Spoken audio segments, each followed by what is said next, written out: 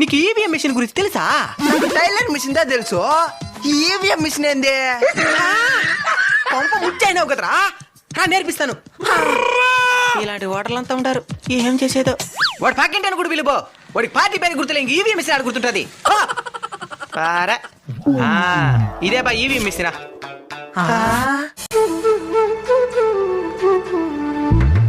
దీంట్లో మొత్తం 3 భాగాలు ఉంటాయి. Control unit, ballot unit, VVPAT. Control unit మనకి పనిలే, అది ఎలక్షన్ సిబ్బంది చూసుకుంటది. మనకి దేంతో పని అంటే ఈ ballot unit, VVPAT. Ballot unit గురించి చెప్తాను రండి. ఇదే బ్యాలెట్ యూనిట్. దీంట్లో మొత్తం 16 బటన్లు ఉంటాయి. 16 బటనే నోటా. నోటానా? ఆయన ఎవరునా?